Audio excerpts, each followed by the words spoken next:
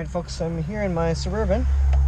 We're going to see if we can plug in this dash cam here, this VANTRUE on-dash N3 unit. And let's see, I got 1 hour left. So there's the rearview mirror as it stands right now. Here is, I don't know my keys to try this out. This is the current rearview mirror though, just a little pop-up thing. It's kind of handy. I never put it down, to be honest. It's always up. The messy thing is that the wires come down here. And this also has a RCA for the video, whereas the video for this unit comes from the rear cam with a little 1.8 millimeter jack on it. So I'm not 100% sure what I'm going to do there. Maybe there is a way that I can use my existing one and reroute. This connector seems interesting. There. I don't know if that's a fuse or what. Oh, okay. Yeah, so maybe this is a similar connector. This almost looks familiar. So I wonder if I can actually use that with my existing 170 degree camera. This one does have LEDs on it, like I said, but this is only VGA, so it's not, I don't know, it's not the best. Anyways, let's try putting the this one up here. You can see that. So what we're going to do is basically put this on here. Now this is the goofy thing. You notice the camera on the back, it kind of has to go up around the back of your existing rear view mirror. So your rear view mirror is off, which is very, very weird. Well, regardless, I'm going to try and stick this on. Let's see if this works here. So I got to figure out if I use the short bands or the long ones. I think these short ones will probably work. So I'm going to go ahead and put this on there.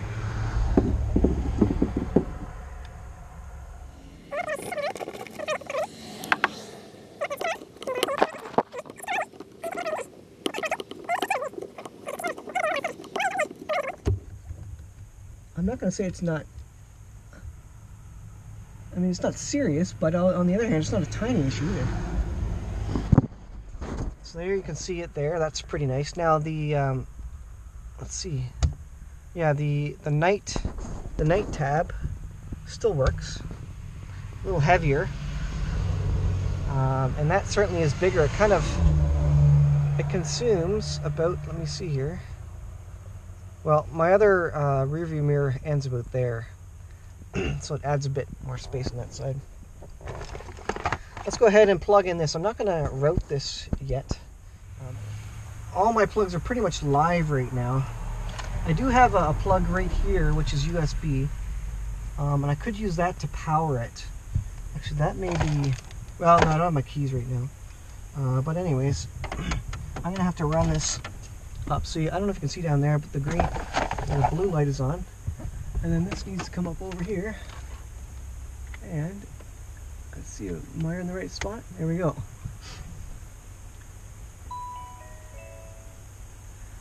So it's fired up there, so that looks pretty slick. Oh yes, SD card. I also need my SD card. So I'll run this down, and then I need to, like I say, figure out how to run my RCA cable.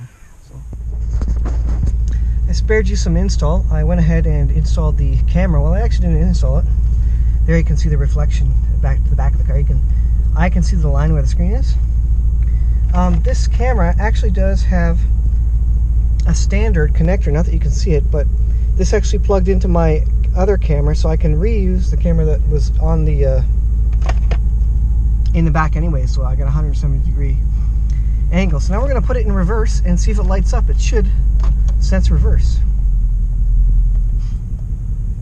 Should be in reverse now, should be lighting up.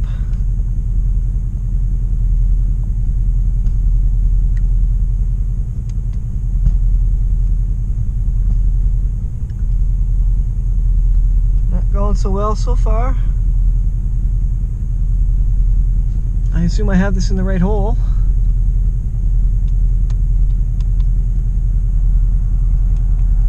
Okay, well, I think I had pressed the power button. So maybe I should try that again here.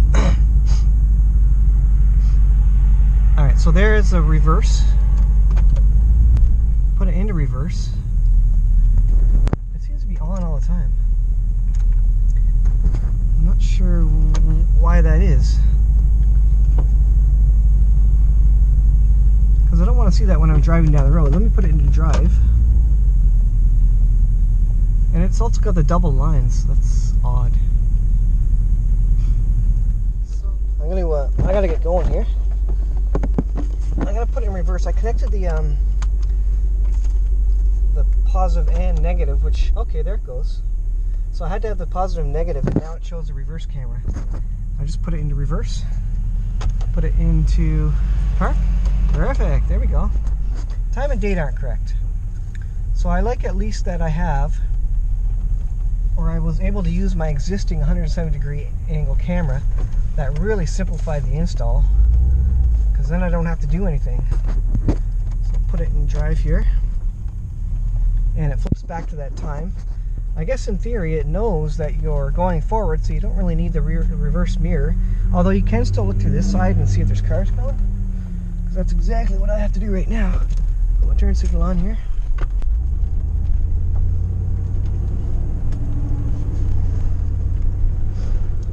Alright, and I have a dangerous intersection there.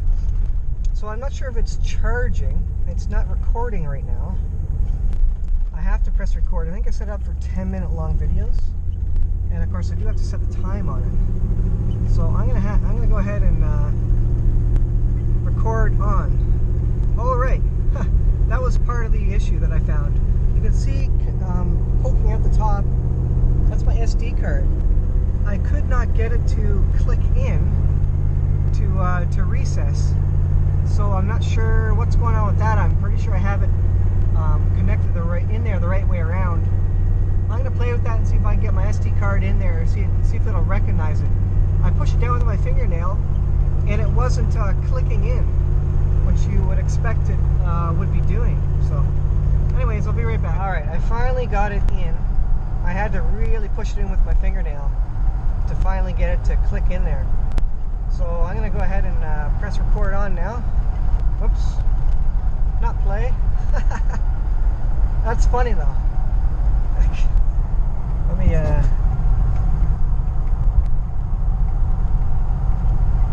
press play here. It doesn't look like it wants to play those videos. Those were taken with my GoPro. Let me click back here. Record on. Alright, so it is recording now, apparently.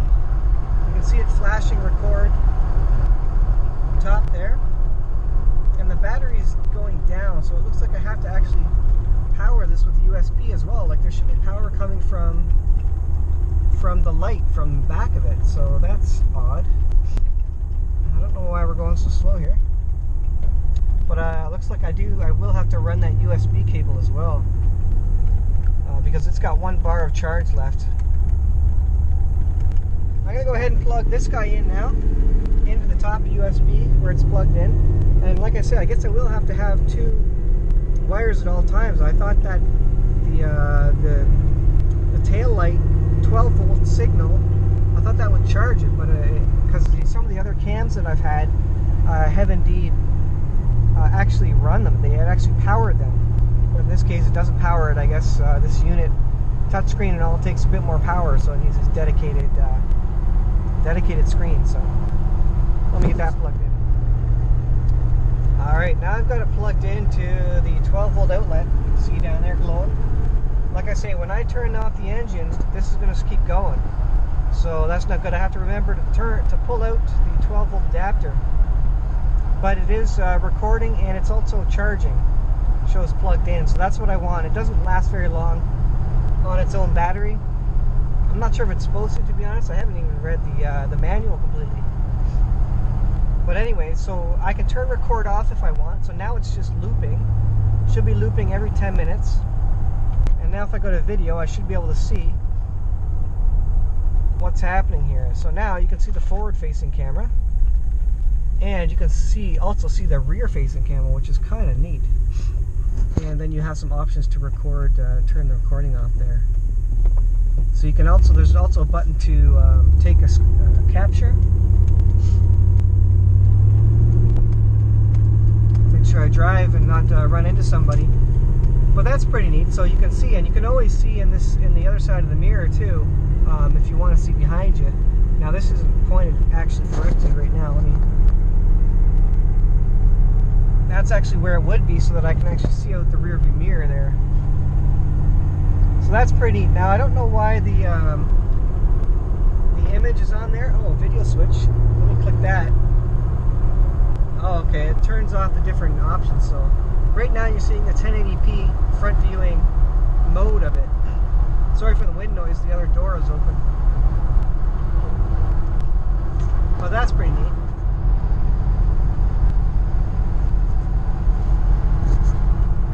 So there you can see we're driving. So if I tap the screen, I found out how to get the buttons off. Tap the screen, the buttons come up, and then you can switch the video input.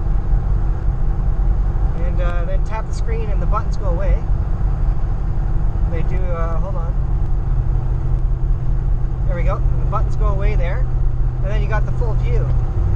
And then, like I say, if you want to pull it up again, tap the screen and hit the video switch. And then you got the front and the rear view. So that is pretty slick there. And I'll try and get some video off the card as well. And I don't know if it saves it to the SD card in this particular configuration, but that's pretty neat. So you have a view all the way around of, well, not all the way around, but the front and back of what's happening. So that is pretty slick, I gotta say. I'm gonna drive with this a bit more, see how I like it, and I'll get back to you if I find some more neat features. But it's charging, and it seems like everything works. So I just gotta get the ignition thing figured out. Alright, well, I'm at home doing some post-processing here. You'll see I put the picture in picture, sorry, with the rear view camera. Now it doesn't record like this. It records two separate files. One file for the front screen and one file for the back camera, I should say. And I guess that is ideal, just in case you want to use one for something, you know, to not have it forced to be a picture-in-picture. The files are the same size, so it'll do like a 1.4 minute video, you know, of the rear and a 1.4 minute video of the front, etc. So it will loop with the same size files, so you can match them up like this and put them together. So that's kind of handy. It is really nice to have both, honestly, and you can see the timestamp as well for the front-facing camera. The rear-facing camera does have the timestamp. I'm looking at my files, and it does show it, although it doesn't show it in that particular one. And my timestamp is not even correct here. But the clarity of the front is excellent. My windshield is pretty dirty, so that's going to account for some of the junk on there. I noticed, though, on the screen itself, if you want the rear view mirror screen to turn off, you just tap your finger on the mirror side of it, and it turns off the screen section. If you tap back on the screen section, it turns it back on. So the touchscreen is always active. And then for the side buttons, of course, if you touch on the outside of the buttons will go away. And then if you tap on it again on the button side, the buttons will pop up again. So that's kind of neat. That works pretty well. The sensitivity is pretty good. Here's an example of the night light again, or the night videos. Again, my windscreen was pretty dirty. I tried to clean it on later on, but anyways, you get a sense for the front and the rear at nighttime. Anyways, now I'm not using their stock VGA camera in the back, which and they tout the night vision. So I might be losing something in the night vision. I don't know if it's doing any video processing, trying to lighten up the video of it as well. But it was adequate. You could get by at least with an extra camera. Like my 170-degree rear camera doesn't have any LEDs on it for lighting or whatever. It just uses the light from the backup cameras and then the ambient whatever is there.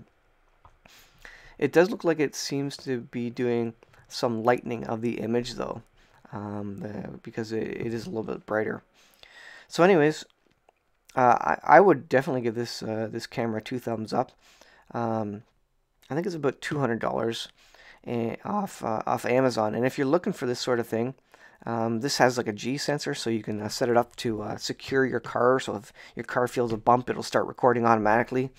You know, to catch, basically you're trying to catch thieves or or accidents or whatever there.